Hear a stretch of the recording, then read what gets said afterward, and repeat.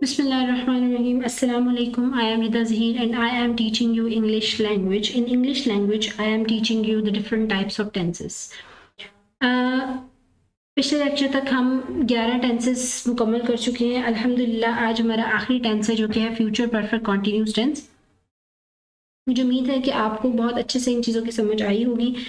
अगर आपको किसी किस्म की कोई कन्फ्यूजन हो तो आप मुझसे पूछ सकते हैं। आज हमारी ये लास्ट लेक्चर है जिसमें हम सबसे last tense future perfect continuous tense को सीखेंगे। उससे पहले अगर आपने मेरा चैनल सब्सक्राइब नहीं किया है तो नीचे दिए हुए बटन पर क्लिक करके मेरा चैनल सब्सक्राइब करें ताकि आइंदा आने वाली वीडियोस जो हैं वो आपको मसूल हो सकें। और अगर आपको मेरी वीडियोस पसंद आ रही हैं तो उन्हें लाइक करें और लाजमी शेयर करें। तो चले चलते हैं आज के हमारे लास्ट टेंस की तरफ जो कि है फ्यूचर परफेक्ट कॉन्टिन्यूस टेंस। सबसे पहले हम इसकी जनरल पहचान देख लेते हैं क्या होती है। Used to show an action that will have been starting in the past or future or is expected to continue or finish in future। ऐसा काम जो या तो माजी में शुरू हुआ था या फ्यूचर में शुरू होगा और या फ्यूचर में वो ख़त्म हो जाएगा या कंटिन्यू रहेगा या ख़त्म हो जाएगा या इसको थोड़ा सा ध्यान से समझना है, कंफ्यूज नहीं होना, बहुत आसान है। सिर्फ लॉजिकली आप इस चीज़ को समझ लें कि क्या कह रहे हैं। ऐसा काम जो कि या पास्ट में शुरू हुआ था या फ्यूचर में शुरू होगा। शुरू कभी भी हो, पास्ट में भी हो सकता है यानी ऑलरेडी स्टार्टेड भी है, या आने वाले वक्त में शुरू होगा, दोनों ठीक हो सकते हैं। And is expected to continue और फिनिश इन फ्यूचर, और क्या है कि वो आने वाले वक्त में या तो कंटिन्यू रहेगा या फिर खत्म हो जाएगा। फ्यूचर में या तो वो जारी रहेगा या खत्म हो जाएगा, इस बारे में श्योर नहीं है, लेकिन ऐसे तमाम कामों को हम फ्यूचर परफेक्ट कॉन्टिन्यूज में चेंज करते हैं। मैंने आपको पिछली वीडियोज में भी बताया फ्यूचर टेंस जितने भी हैं उनको आप रिलेट करें अगर प्रेजेंट टेंस थे तो इनमें बहुत माइनर सा डिफरेंस होता है। जैसे हमने लास्ट जो है वो डिस्कस किया था फ्यूचर परफेक्ट टेंस, तो फ्यूचर परफेक्ट में सिंपल हैव और हैज हैव और थर्ड फॉर्म लगती थी। इसमें विल हैव के साथ विल लग के और फिर थर्ड फॉर्म, यानी बहुत माइनर सा डिफरेंस है। इसी तरह आपने इसको भी समझते हुए इसको प्रेजेंट परफेक्ट कॉन्टिन्यूस से रिलेट करना है तो आपको समझने में ज़्यादा आसानी रहेगी, क्योंकि बिल्कुल फ्यूचर और प्रेजेंट जो है बहुत मिलते जुलते हैं, सिवाय एक आधा हेल्पिंग वर्ब के बाकी सारी चीज़ें जो है इसमें सेम है। उर्दू फिक्रे के आखिर में ते रहे होंगे, ते रही होगी, ता रहा होगा, ता रही होगी वगैरह आता है। ये आपकी जनरल एक पहचान होती है कि अगर आपने उर्दू से इंग्लिश में चेंज करना है तो हर ऐसे तमाम फिक्रा जिनके एंड पे ते रही होगी, ती रही होगी वगैरह आता है उसको हम चेंज कर लेते हैं फ्यूचर परफेक्ट कॉन्टिन्यूस में। कुछ एग्जाम्पल्स देखते हैं। क्या बच्चा 1 घंटे से चिल्लाता रहा होगा। अब ऐसा काम जो कि पास्ट में शुरू हुआ और वो जारी रहेगा, ठीक है। क्या बच्चा चिल्लाता रहा होगा, ठीक है। मैं गरीबों की मदद नहीं करता रहा होऊंगा, ये फ्यूचर की बात हो रही है। अब गरीबों की मदद अब से भी शुरू हो सकती है, माजी से भी शुरू हो सकती है और आगे जारी भी रह सकती है और ख़त्म भी हो सकती है। मैं पिछले 2 सालों से CSS इम्तिहानात की तैयारी करता रहा हूँगा, ठीक है। 2 सालों से शुरू कब हुआ, पास्ट में शुरू हुआ, 2 साल पहले शुरू हुआ। मैंने आपको क्या कहा कि पास्ट में शुरू हो सकता है या फ्यूचर। मैं गरीबों की मदद नहीं करता रहूँगा, ये काम में भी फ्यूचर में शुरू हो, पास्ट में ना हो, लेकिन इसमें उन्होंने मेंशन कर दिया, लिखा गया है कि 2 सालों से। इसका मतलब है कि काम जो है वो माजी में शुरू हुआ था और ये अभी तक जारी है और फ्यूचर में भी जारी रहेगा।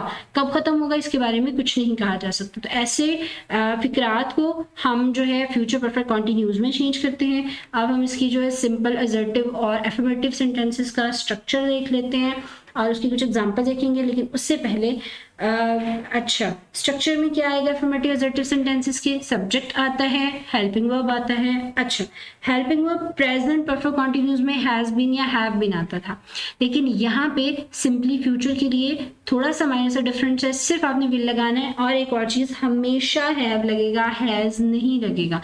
विल हैव इसका हेल्पिंग वर्ब है और साथ में been, will have been helping verb है, हैज नहीं लगेगा, ये याद रखिएगा। प्रेजेंट परफेक्ट कॉन्टिन्यूज में हैज बीन या हैव बीन लगता था या सब्जेक्ट के अकॉर्डिंग, लेकिन यहाँ पे चाहे सिंगुलर सब्जेक्ट है चाहे प्लूरल सब्जेक्ट है, सबके साथ विल हैव बीन लगेगा। आपने कंफ्यूज नहीं होना, या हैज क्यों नहीं लग रहा है। फ्यूचर परफेक्ट कॉन्टिन्यूज में विल के साथ हमेशा हैव लगता है, फिर जब हमने फ्यूचर परफेक्ट किया उसमें भी हमेशा हैव ही लग रहा था। सेम इसी तरह इसमें भी विल के साथ हमेशा हैव ही लगेगा, चाहे आपका सब्जेक्ट सिंगुलर है चाहे प्लूरल है। तो हमारे पास हेल्पिंग वर्ब है विल हैव बीन। इसके अलावा ये सारा प्रेजेंट परफेक्ट कॉन्टिन्यूस की तरह क्या है, फर्स्ट फॉर्म के साथ ING लगती है, एंड पे ऑब्जेक्ट लगता है और एंड पे सिंस या फॉर लगता है। ये मैंने आपको पहले भी काफी डिटेल में समझाया है, दोबारा से हम इसको रिवाइज कर लेते हैं कि सिंस किसके साथ लगता है और फॉर किसके साथ लगता है। सबसे पहले हम देखते हैं कि सिंस और फॉर किस किस चीज के साथ इस्तेमाल होता है, ठीक है। Since and for are used as time reference to show that when the action started in the past or for how long the action is continued। अच्छा, अगर तो किसी फिक्रे में, उर्दू फिक्रे में सिंस वक्त नहीं बताया गया कि कोई काम कब से शुरू हुआ है या कितना अरसा जारी रहा है, जैसे पीछे एग्जांपल में 2 साल की बात थी तो उन्होंने एक दुरानिया बता दिया गया था। जो वक्त का दुरानिया बताया गया है, एक फिक्स डेट बताई गई है कि फलानी डेट से काम शुरू हो रहा है, तो उसके लिए हम सिंस या फॉर इस्तेमाल करते हैं। लेकिन फर्ज करें कि एक फिक्रा है जिसमें सिंस या जिसमें वक्त का तयन नहीं किया गया है, जिसमें नहीं बताया कि कोई काम कब से शुरू हुआ है, या जिसमें नहीं बताया कि कोई काम कितना अरसा चला है, उसमें सिंस और फोर का कोई कॉन्सेप्ट नहीं है, वहां पे आपने इस्तेमाल बिल्कुल नहीं करना है। अब हम देखते हैं कि सिंस कहाँ लगता है, फॉर कहाँ लगता है। Since is used when you know the exact starting time, जब आपको पता लग जाए कि काम कब शुरू हुआ था, एग्जैक्ट टाइम आपके पास क्या था। जैसे पिछले एग्जांपल में हमने देखा था कि 2 साल से, इसका मतलब है कि वो ड्यूरेशन है, वो एक फिक्स टाइम नहीं है, उसको हम सिंस नहीं लगा सकते, ठीक है। फिक्स ड्यूरेशन नहीं, फिक्स टाइम। थोड़ी सी यहाँ से कंफ्यूजन होती है, इस बात को ध्यान से समझिएगा। फिक्स टाइम, फिक्स ड्यूरेशन की बात नहीं हो रही। 2 साल फिक्स ड्यूरेशन होते हैं, 2 घंटे, 2 दिन, 2 महीने, 2 साल, 2, ये सारे क्या है, फिक्स ड्यूरेशन है। लेकिन हम यहाँ बात करें फिक्स टाइम की, लाइक सिंस 2009। अब 2009 एक ही दफा आता है, 9-6 जो बज रहे हैं सिंस 6 AM, वो दिन में सिर्फ आप कह लो 2 दफा बजते हैं। जब बजते हैं 6 AM एक ही दफा बजता है, 6 PM वो एक ही दफा बजेगा, ठीक है। उसका क्या मतलब, सिंस थर्सडे पूरे हफ्ते में जुमेरात एक ही दिन आता है, ठीक है। तो वो काम, वो टाइम जिसका अपना एक फिक्स टाइम होता है, एक, और उसके बगैर हम ये नहीं कह सकते। वो अंडरस्टूड होता है कि थर्सडे का मतलब थर्सडे ही है। 5 घंटों का मतलब हो सकता है आज के 5 घंटे, सुबह के 5 घंटे, 1 साल पहले के 5 घंटे, 1 साल बाद के 5 घंटे। तो वो सारी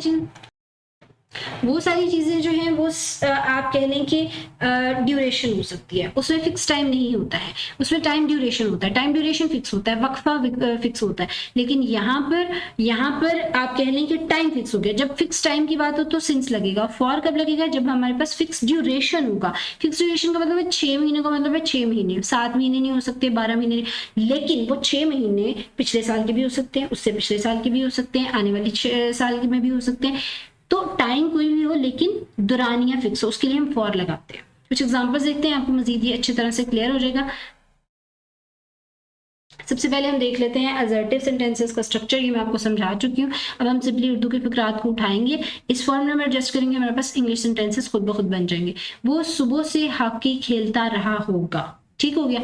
अब पहली बात हम ये देखिए कि सब्जेक्ट क्या है, वो हमने सब्जेक्ट की जगह क्या लगा देना, वो लड़का है, सिंगल है, ही के बाद हमारे पास ये हेल्पिंग वर्ब है, हमने एज इट इज इसको उठा लेना है, he will have been, done हो गया। फर्स्ट फॉर्म के साथ आएंगे। यहाँ पे वर्ब क्या है, फर्स्ट फॉर्म ऑफ वर्ब या वर्ब है क्या, यहाँ पे वर्ब है खेलना। खेलना की इंग्लिश होती है प्ले, फर्स्ट फॉर्म, उसके साथ आएंगे playing. He will have been playing, क्या खेल रहा है, ऑब्जेक्ट क्या है यहाँ पे, हॉकी, ऑब्जेक्ट की जगह हॉकी आ गया। अब हम देखेंगे हम सिंस लगाएंगे या फॉर लगाएंगे। यहाँ पे बात हो रही है सुबह से, ठीक है। तो जब सुबह एक फिक्स टाइम है, ठीक हो गया, फिक्स टाइम है, फिक्स टाइम के लिए मैंने आपको बताया था सिंस लगेगा, सिंस मॉर्निंग, डन हो गया। नेक्स्ट एग्जांपल देते हैं, कल से बारिश होती रही होगी। अब जब कल आता जब बारिश होती है तो हम हमेशा सब्जेक्ट इट लगाते हैं, तो यहाँ पे क्या लगेगा, it will have been, done हो गया यहाँ तक।